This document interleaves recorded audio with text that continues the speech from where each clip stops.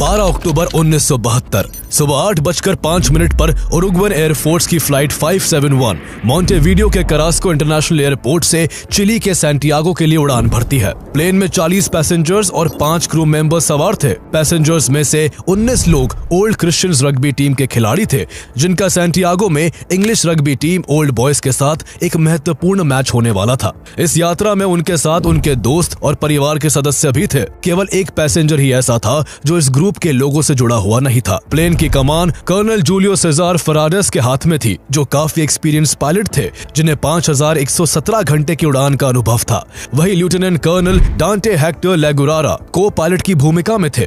Montevideo से Santiago की दूरी केवल 1500 किलोमीटर थी और ये सफर महज 4 घंटे का था। सभी के लिए ये एक आम फ्लाइट जैसी ही थी, इसलिए सभी पूरी तरह रिलैक्स थे। कोई अगले दिन होने वाले मैच को लेकर चर्चा कर रहा था, तो कोई अपने दोस्तों और परिवार वालों के साथ हंसी मजाक में मशगूल था। चारों तरफ खुशी और उत्साह का माहौल था। किसी को दूर दूर तक कोई अंदाजा नहीं था कि ये 4 घंटे की फ्लाइट उनकी जिंदगी की सबसे लंबी फ्लाइट बन जाएगी, जबकि कुछ के लिए ये उनकी आखिरी फ्लाइट साबित होगी। कुछ घंटे बाद प्लेन अर्जेंटीना के ऊपर उड़ान भरने लगता है। भले ही ये यात्रा केवल 4 घंटे की थी, लेकिन इस दौरान विमान को दुनिया के सबसे ऊंचे माउंटेन्स में से एक एंडीज माउंटेन्स के ऊपर से होकर गुजरना था।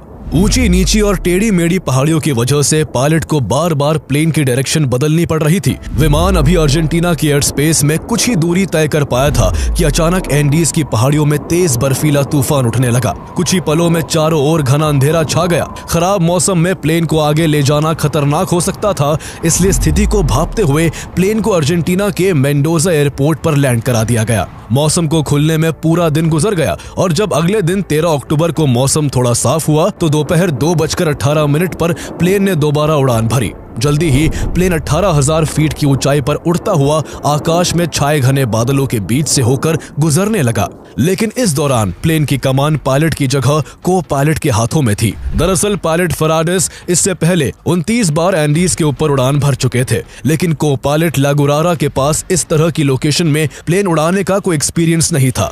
इसलिए पायलट फराडेस ने ट्रेनिंग के लिए प्लेन की कमांड उनके हवाले कर दी थी और ये उनकी सबसे बड़ी भूल थी। शुरू में तो सब सही रहा। करीब 1 घंटे तक उड़ान भरते हुए प्लेन बिना किसी रुकावट के प्लांचॉन पास के ऊपर पहुंच गया। क्रू को लगा कि क्यूरिको शहर के पास पहुंच चुके हैं और इसे क्लियरली देख सकते हैं, लेकिन एक्चुअल में ऐसा नहीं था। को पायलट को लैक ऑफ रेडार कवरेज और नेविगेशनल एरर की वजह से लग रहा था कि प्लेन एंडीज के पहाड़ों को पार कर क्यूरिको शहर के पास पहुंच चुका है, जबकि प्लेन अभी भी क्यूरिको से पूरे 70 किलोमीटर ईस्ट में था। पायलट फराडेस भी इस नेविगेशन एरर को नोटिस नहीं कर पाए और प्लेन की लोकेशन को मिसजज कर बैठे। इसके बाद को पायलट लेगुरारा ने एक और गलती करते हुए सैंटियागो एयर ट्रैफिक कंट्रोल को इन्फॉर्म किया कि वो कुछ मिनटों में क्यूरिको पहुंच रहे हैं और सैंटियागो के काफी करीब हैं, इसलिए फ्लाइट को लैंड कराने के लिए धीरे धीरे नीचे लाना चाहते हैं।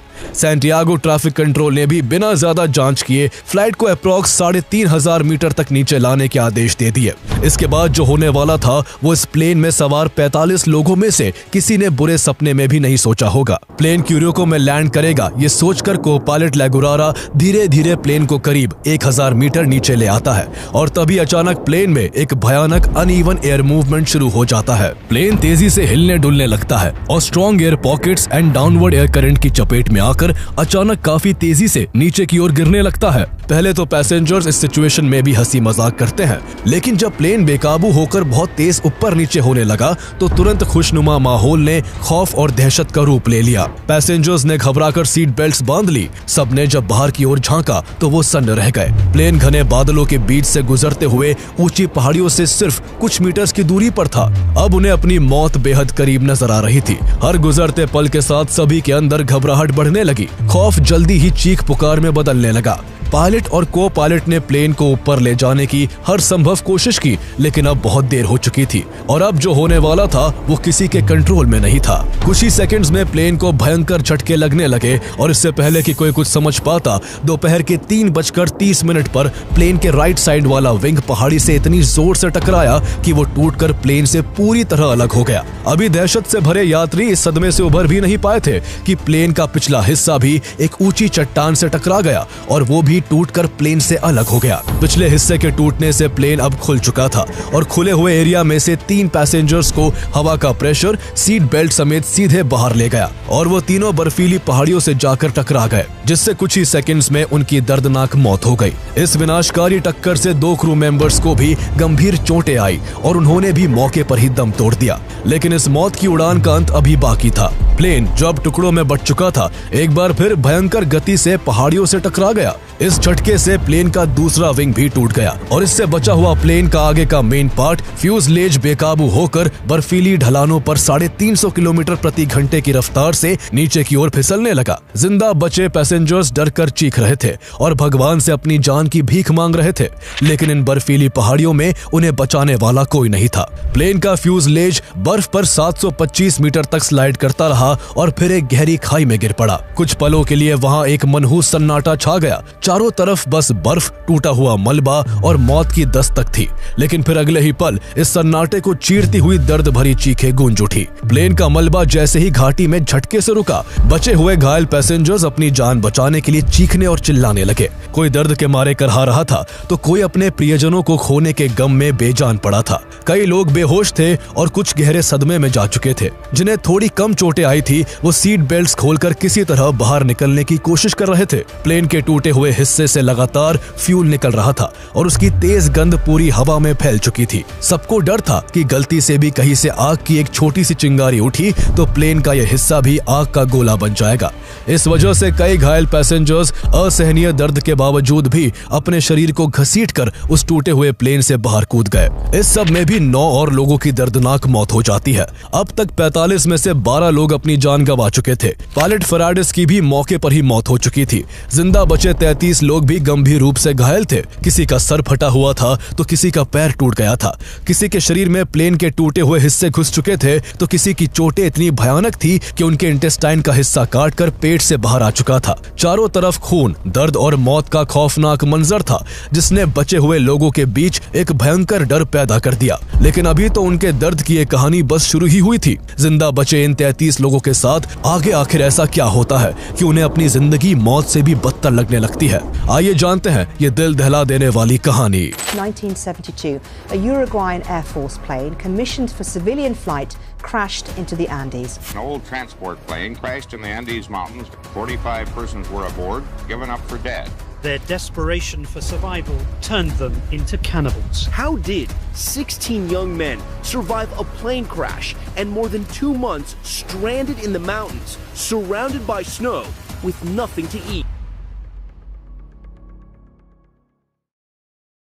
बचे हुए 33 लोगों में से किसी ने अपने दोस्त को खो दिया तो किसी ने अपने परिवार वाले को। ये लोग खुद भी बहुत गंभीर चोट के शिकार हो चुके थे, लेकिन इनके अंदर अब भी जिंदा रहने की उम्मीद बाकी थी। इन लोगों में कैनेसा और गुस्तावो ज़ेर्बिनो नाम के 2 मेडिकल स्टूडेंट्स भी थे। दोनों ने तेजी से घायल लोगों को फर्स्ट एड देना शुरू किया और उनके घावों पर मरहम पट्टी लगाने लगे। लेकिन कुछ की हालत इतनी खराब थी कि उन्हें बिना प्रॉपर ट्रीटमेंट के बचाना नामुमकिन था। प्लेन के को पायलट लागुरारा तो इतनी बुरी तरह से इंजर्ड थे कि कॉकपिट के इक्विपमेंट्स उनके शरीर में घुसे हुए थे और उनकी दर्द के मारे जान निकली जा रही थी।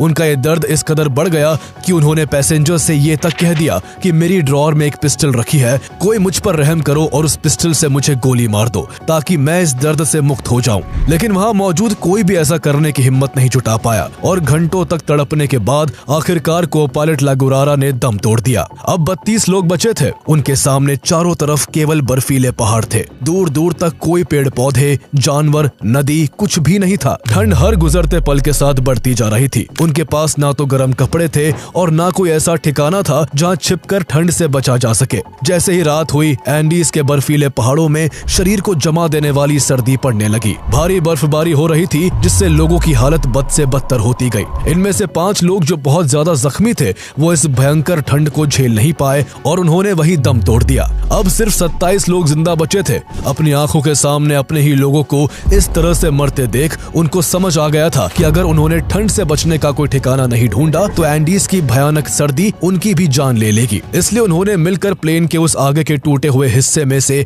सीट और अन्य मलबे को हटाकर इसे एक क्रूड शेल्टर में बदल दिया। ठंड से बचने के लिए उन्होंने प्लेन के बैक साइड को अपने सामान, सीटों और अन्य चीजों से बंद कर दिया ताकि हवा अंदर न आ सके। अब उनको ठंड से थोड़ी बहुत राहत मिली थी, साथ ही उन्हें यह भरोसा था कि किसी तरह उन्हें बस ये रात काटनी है और अगले दिन तक उन्हें बचाने के लिए रेस्क्यू टीम आ ही जाएगी। लेकिन ये उनकी बहुत बड़ी भूल साबित होने वाली थी। दरअसल जब प्लेन के को पायलट ने क्रैश से पहले सैंटियागो ट्रैफिक कंट्रोल से लैंड करने के लिए कांटेक्ट किया था, उसके कई घंटे बाद भी जब प्लेन लैंड नहीं हुआ और न ही उससे कांटेक्ट हो सका, तभी सैंटियागो ट्रैफिक कंट्रोल को किसी अनहोनी की आशंका होने लगी थी। अथॉरिटीज के बीच हड़कंप मच गया था और उसी दिन Chilean air search and rescue service की टीम ने 4 एयरक्राफ्ट्स में सवार होकर को पायलट की लास्ट रिपोर्टेड पोजीशन के पास प्लेन को ढूंढने की कोशिश भी की, लेकिन उन्हें प्लेन का नामो निशान नहीं मिला।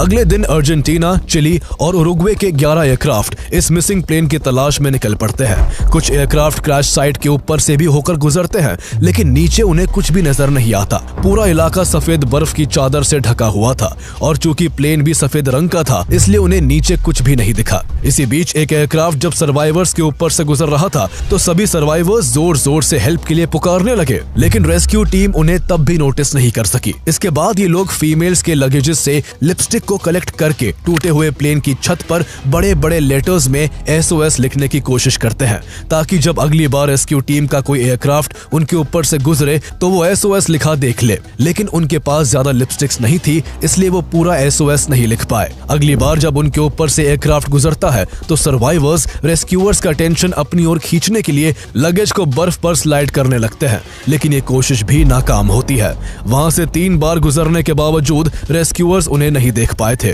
सर्वाइवर्स इस वजह से काफी निराश थे, लेकिन उन्हें अब भी उम्मीद थी कि आज नहीं तो कल और कल नहीं तो परसों उन्हें ढूंढ लिया जाएगा। इसी उम्मीद में उनके पास जो भी खाने और पीने की चीजें थी उन्हें वो एक जगह इकट्ठा करने लगते हैं। सभी लगेजेस को पूरा खंगालने के बाद उन्हें उनमें से कुछ चॉकलेट्स, जैम के जार्स, कुछ ड्राई फ्रूट्स के पैकेट्स और कुछ वाइन की बोतलें ही मिल पाती हैं। सब ये डिसाइड करते हैं कि इस पूरे सामान पर सबका बराबर का हक होगा और हर दिन सब बहुत कम कम चीजें ही खाएंगे। इसके बाद किसी ने एक चॉकलेट के छोटे से टुकड़े से दिन गुजारा तो किसी ने बस वाइन के एक ढक्कन को पीकर अपनी भूख और प्यास मिटाई। वहाँ क्योंकि उनके पास पानी नहीं था, इसलिए एक सर्वाइवर फीटो स्ट्रॉच ने शीट मेटल का इस्तेमाल कर सोलर पावर्ड वाटर कलेक्टर बनाया, जिससे बर्फ को पानी में कन्वर्ट किया गया। एक दिक्कत उनके सामने स्नो ब्लाइंडनेस की भी थी। सफेद बर्फ से जब सूरज की तेज किरणें टकराकर आंखों पर पड़ती हैं तो किसी की भी आंखें जल्द ही खराब हो सकती है। इसलिए कुछ लोगों ने कॉकपिट में मौजूद हरे प्लास्टिक के सन वाइजर को काटकर अपनी आंखों की सुरक्षा के लिए उनसे 3 जोड़ी सनग्लासेस बना लिए।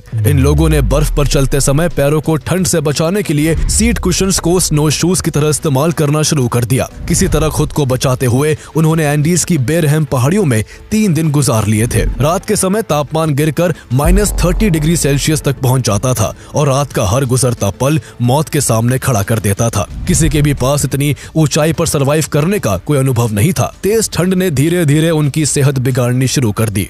रिकवर होने के लिए ना तो उनके पास कोई मेडिकल सप्लाईज थी, ना ही ठंड से बचने के लिए sufficient cold weather clothing, equipment और ना ही पेट भरने के लिए खाना। हर तरफ सिर्फ बर्फ और मौत का साया मंडरा रहा था। हर बीतता दिन, हर बीतता पल उनके हौसले की कठिन परीक्षा ले रहा था। दूसरी तरफ सर्च टीम को ऑपरेशन शुरू किए 3 दिन बीत चुके थे, लेकिन अब तक रेस्क्यूअर्स को कोई सफलता नहीं मिली थी। प्लेन की लोकेशन का पता चलना तो दूर, उसका कोई क्लू तक हाथ नहीं लग पाया था। एक के बाद एक पूरे 8 दिन बीत जाते हैं और जब 8 दिन बाद भी सर्च टीम को कोई सुराग हाथ नहीं लगता तो सर्च ऑपरेशन को इस अजम्पशन पर बंद कर दिया जाता है कि एंडीज की हार्श एनवायरनमेंट कंडीशन में कोई भी पैसेंजर जिंदा नहीं बच पाया होगा। इधर सर्वाइवर्स का 8वें दिन तक बहुत बुरा हाल हो चुका था। उनके पास खाने की चीजें लगभग खत्म हो चुकी थी। भूख से सभी बेहाल थे, उनके शरीर कमजोर पड़ने लगे थे और हर गुजरते दिन के साथ जिंदा रहने की उम्मीद खत्म होती जा रही थी।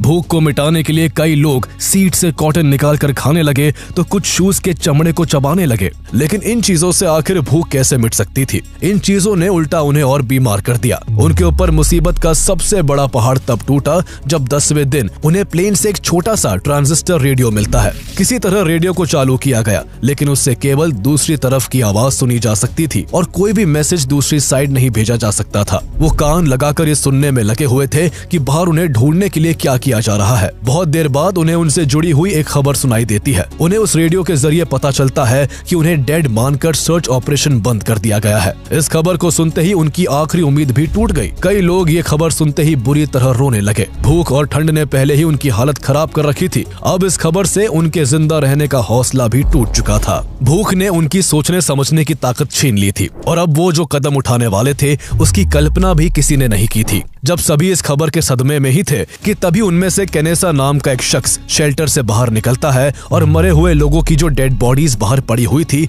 उनमें से एक डेड बॉडी को वो कांच के टुकड़े से काट कर खाने लगता है। जब बाकी लोग उसे ऐसा करते देखते हैं तो सबके होश उड़ जाते हैं। सब उसको इसके लिए बुरा भला कहते हैं, लेकिन जैसे ही उनको भूखा रहते हुए कई दिन गुजरने लगते हैं तो एक एक कर सभी अपनी जान बचाने के लिए अपने ही मरे हुए साथियों के शरीर का मांस खाना शुरू कर देते हैं। जिनका मांस वो खा रहे थे उनकी आंखों के सामने उन्हीं दोस्तों और परिवार वालों के मुस्कुराते चेहरे घूम रहे थे। वो पहले मांस के टुकड़ों को काटते, फिर उसे धूप में सुखाकर खाते। कई लोग जो बहुत धार्मिक थे उन्हें ऐसा करना पाप लगता था, इसलिए उन्होंने कई दिन तक ऐसा नहीं किया, लेकिन एट लास्ट जिंदा रहने के लिए वो भी अपनों का मांस खाने लगे। पराडो के लिए ये और भी दर्दनाक था। उसकी माँ और बहन इस हादसे में मारी गई थी। वो नहीं चाहता था कि उनके शरीर को भी भोजन बना लिया जाए, इसलिए उनके मरे हुए शरीर से वो लिपट कर बैठा था। लेकिन धीरे धीरे उसे भी पता चला कि भूख इंसान से कुछ भी करा सकती है, इसलिए वो सभी लोगों के आगे गिड़गिड़ाने लगा कि उसकी माँ और बहन के मरे शरीर को सबसे आखिर में खाया जाए। सब इसके लिए तैयार हो गए। इसी बीच सभी ने एक दूसरे को ये परमिशन भी दी कि उनके मरने के बाद उनके शरीर को वो लोग खा सकते हैं। ये सब कुछ रूह को कपा देने जैसा था। सोचने वाली बात है कि इन लोगों के साथ आखिर इससे बुरा क्या हो सकता था, लेकिन किस्मत अब भी उन पर सितम ढाने से बाज नहीं आ रही थी। भूख, ठंड और बेबसी से लड़ते हुए उन्होंने एंडीज की इन बर्फीली पहाड़ियों में 16 दिन गुजार लिए। 16वें दिन की जब रात हुई तो ठंड से बचने के लिए सभी लोग एक दूसरे से चिपक कर सो रहे थे कि तभी अंधेरी रात में वहां अचानक एक डरावनी गड़गड़ाहट गूंज उठती है। एंडीज पर एक भयानक एवलांच आया था। इससे पहले कि कोई कुछ समझ पाता, शेल्टर की दीवारें टूटने लगी और देखते ही देखते बर्फ का एक विशाल सैलाब अंदर तक घुस आया। कुछ ही सेकंड्स में पूरा शेल्टर और उसमें मौजूद लोग बर्फ के नीचे दब गए। उनका दम घुटने लगता है। जिनके भीतर अब भी थोड़ी जान बाकी थी वो बर्फ को खोदकर खुद को और अपने साथियों को बचाने की कोशिश करने लगे, लेकिन जब तक सभी को बाहर निकाला जाता तब तक 8 लोग ठंड और दम घुटने की वजह से अपनी जान गंवा चुके थे। अगले 2 दिनों तक बर्फीले तूफान रुक रुक कर आते रहे, जिन्होंने बचे हुए 19 लोगों की जिंदगी नर्क से भी बदतर बना दी। 1 नवंबर को जब मौसम साफ हुआ तब जाकर बचे हुए 19 लोगों को थोड़ी राहत मिली। सूरज निकल चुका था और वो बाहर आकर खुद को गर्म रखने की कोशिश करने लगे। उन्होंने खिड़कियों से जमी हुई बर्फ हटाई ताकि भीतर रोशनी आ सके। बर्फ इतनी जम चुकी थी कि शवों को बाहर निकालने और विमान के अंदर की जगह साफ करने में पूरे 3 दिन लग गए। इस भयानक एवलांच से किसी तरह उभरने के बाद सभी 19 लोगों ने तय किया कि अगर उन्हें जिंदा बचना है तो उन्हें खुद ही कोई रास्ता खोजना होगा। आखिर कब तक ऐसे ही हाथ पर हाथ धरकर मौत का इंतजार किया जाए? उन्होंने तय किया कि पहाड़ों के ऊपर चढ़कर वो आगे की ओर जाएंगे और मुमकिन है कि उन्हें वहां कोई बस्ती, पेड़ पौधे, नदी या जानवर मिल जाए। उन्होंने प्लेन के क्रैश होने से पहले को पायलट को बार बार कहते हुए सुना था कि वो क्यूरिको के ऊपर उड़ान भर रहे हैं, इसलिए उन्हें भरोसा था कि अगर वो कुछ किलोमीटर वेस्ट की ओर बढ़े तो चिली की सीमा के करीब पहुंच सकते हैं। इन 19 लोगों में केनेसा, पराडो और विजिंटन फिजिकली सबसे अधिक फिट थे, इसलिए इन तीनों ने आगे बढ़कर मदद ढूंढने का फैसला किया। पराडो के लिए ये एक मौका भी था। उसे उम्मीद थी कि अगर वो वक्त रहते मदद ढूंढने में कामयाब हो जाता है तो शायद उसकी बहन और माँ की लाश उसके साथियों को खानी नहीं पड़ेगी। इसी उम्मीद के साथ पराडो पहाड़ों पर चढ़ने के लिए काफी मोटिवेटेड था। जब ये तय हो गया कि केनेसा, पराडो और विजिंटन मदद की तलाश में ऊपर पहाड़ियों पर जाएंगे तो बाकी के 16 लोगों ने उन्हें अपने हिस्से का मीट दे दिया ताकि सफर के दौरान उनकी स्ट्रेंथ बनी रहे। ठंड से बचने के लिए उन तीनों ने एक के ऊपर एक कई कपड़े, कई शर्ट और जीन्स पहन ली और तीनों सफर पर निकल पड़े। पहले तो वो कुछ दूर वेस्ट की ओर चले, लेकिन जल्दी ही ग्लेशियर सर्क ने उनके आगे बढ़ने में बाधा डालनी शुरू कर दी, इसलिए तीनों वेस्ट की बजाय ईस्ट की ओर जाने लगते हैं।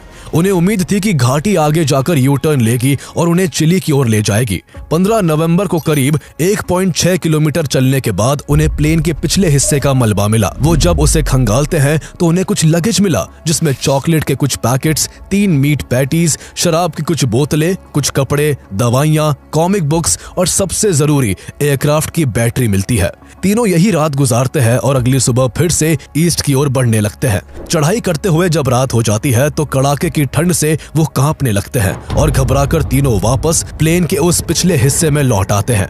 यहाँ से उन्हें जो बैटरीज मिली थी उससे वो उस रेडियो को 2-वे कम्युनिकेशन के लिए चालू करना चाहते थे, जो उन्हें प्लेन के अगले हिस्से में मिला था। वो इसके जरिए सैंटियागो में मदद के लिए SOS मैसेज भेजना चाहते थे, लेकिन रेडियो नीचे था और वहां तक भारी भरकम बैटरीज को लाद कर ले जा पाना पॉसिबल नहीं था। इसलिए वो अगले दिन फ्यूजलेज से उस रेडियो को प्लेन के टेल में ले आते हैं। वो इस बार रॉय हार्ली नाम के शख्स को भी अपने साथ ले आते हैं, जिसे इलेक्ट्रॉनिक्स की थोड़ी बहुत समझ थी। रॉय हार्ले रेडियो को बैटरी की मदद से चालू करने की कोशिश करता है, लेकिन समस्या ये थी कि उसे ऑन करने के लिए 115 वोल्ट AC पावर की जरूरत थी, जबकि उन्हें प्लेन के टेल से जो बैटरी मिली थी वो 24 वोल्ट DC की थी। कई दिनों की कोशिशों के बाद भी जब वो रेडियो को 2-वे कम्युनिकेशन के लिए चालू नहीं कर सके तो उन्होंने बैटरी को वहीं छोड़ दिया और सभी वापस नीचे फ्यूजलेज के पास आ गए। जब चारों वहां पहुंचे तब तक वहां 2 और लोगों की मौत हो गई थी। अब केवल 17 सर्वाइवर्स बचे थे। देखते ही देखते उन्हें एंडीज के बर्फीले पहाड़ों में फंसे 60 दिन बीत चुके थे। ठंड और भूख के कारण वो लोग बीमार पड़ चुके थे और उनका वजन लगातार गिरता जा रहा था। न्यूमा टुर्कैटी की भी मौत हो गई। मौत के समय उनका वजन घटकर केवल 25 किलो रह गया था। कैनेसा, पराडो, विजिंटन को भी वापस लौटे काफी दिन हो गए थे। कैनेसा तो बिल्कुल हार मान चुका था। उसे लगता था कि उन्हें पहाड़ों पर जाकर कोई मदद नहीं मिल सकेगी, लेकिन पराडो बैठे बैठे मौत का इंतजार नहीं करना चाहता था। उसने किसी तरह कैनेसा को फिर से पहाड़ों की चढ़ाई करने के लिए मना लिया। इसके बाद कैनेसा, पराडो और विजिंटन 12 दिसंबर को एक बार फिर सफर पर निकल पड़ते हैं। इस बार वो वेस्ट की ओर 12,020 फीट ऊंची ग्लेशियर पर चढ़ने का फैसला करते हैं। तीनों के पास ना तो रॉक क्लाइंबिंग गियर था, ना ही कोई एरिया मैप और ना कंपास था। इससे पहले तीनों को कोई क्लाइंबिंग एक्सपीरियंस भी नहीं था, लेकिन इस बार उन्होंने तय कर लिया था कि या तो वो मदद ढूंढ कर लाएंगे या फिर चलते चलते अपनी जान गंवा देंगे। जैसे जैसे वो ऊपर चढ़ते जा रहे थे, ऑक्सीजन लेवल डाउन होता जा रहा था। तीनों को सांस लेने में दिक्कत हो रही थी। इतने मुश्किल हाल में भी दिन में वो लगातार आगे बढ़ते और रात को कड़ाके की ठंड से बचने के लिए इम्प्रोवाइज्ड स्लीपिंग बैग का इस्तेमाल करते। 3 दिनों तक लगातार चढ़ाई करने के बाद तीनों लोग ग्लेशियर को पार करते हुए 14,774 फीट की ऊंचाई तक पहुंच जाते हैं। उन्हें विश्वास था कि इतनी ऊंचाई पर आने के बाद उन्हें चिली की हरी भरी घाटियां दिखाई देंगी, लेकिन उनकी उम्मीदों के विपरीत चारों तरफ अब भी केवल बर्फ से ढके पहाड़ थे। इसे देखकर तीनों हैरान रह गए। उनके पास शोक मनाने का वक्त नहीं था, इसलिए उन्होंने फिर से हिम्मत बटोरी और आगे बढ़ने का फैसला किया। लेकिन उन्होंने इस बीच ये भी रियलाइज किया कि उनका सफर उनके अनुमान से काफी लंबा हो चुका है और आगे भी पता नहीं उन्हें कितना वक्त लगेगा। उनके पास इतने लंबे सफर के लिए 3 लोगों के हिसाब का खाना नहीं था, इसलिए विजिंटन को वापस भेज दिया गया। इसके बाद पराडो और कैनेसा आगे बढ़ने लगते हैं। हर बढ़ते कदम के साथ उनकी थकान और निराशा बढ़ती जा रही थी, लेकिन मन में एक उम्मीद थी कि मौत के उन तक पहुंचने से पहले शायद उन्हें वो मिल जाएगा जिसकी उन्हें तलाश है। 7 दिनों तक लगातार वेस्ट की ओर चलते रहने के बाद 18 दिसंबर को स्नो धीरे धीरे कम होने लगती है। स्नो के कम होने से उनके लिए मुश्किल थोड़ी कम हो जाती है। आगे बढ़ते रहने पर पराडो को पानी की आवाज सुनाई देती है। वो दोनों आगे की ओर भागते हैं और देखते हैं कि एक आइस वॉल से पानी बहकर नीचे एक वैली में गिर रहा है। दोनों की खुशी का कोई ठिकाना नहीं रहता। उन्हें यकीन था कि ये पानी जरूर किसी नदी की तरफ जा रहा होगा, इसलिए अगले 2 दिन तक वो दोनों उसी को फॉलो करते रहते हैं। पराडो को यात्रा के 9वें दिन ऐसी चोटियां दिखी जिन पर बर्फ नहीं थी। पराडो को पूरा यकीन था कि यही घाटी पहाड़ से बाहर निकलने का रास्ता होगी। अब उन्हें यहाँ इंसानी जीवन के कुछ संकेत मिलने लगे थे। कुछ दूर और चलने पर उन्हें हरियाली और वहां चरती हुई कुछ गाय दिखाई देती है। जल्दी ही दोनों एक नदी के पास पहुंच गए और दोनों ने वही रात बिताने का फैसला किया। वो वहां लकड़ियां इकट्ठा करने लगते हैं ताकि आग के सहारे उन्हें कुछ गर्माहट मिल सके, लेकिन तभी उन्हें नदी के दूसरे पार 3 घुड़सवार दिखाई देते हैं। पराडो और कैनेसा मदद के लिए पूरी ताकत से चिल्लाने लगते हैं। नदी के पानी का बहुत शोर था, लेकिन फिर भी किस्मत से एक घुड़सवार ने उन्हें नोटिस कर लिया। पानी के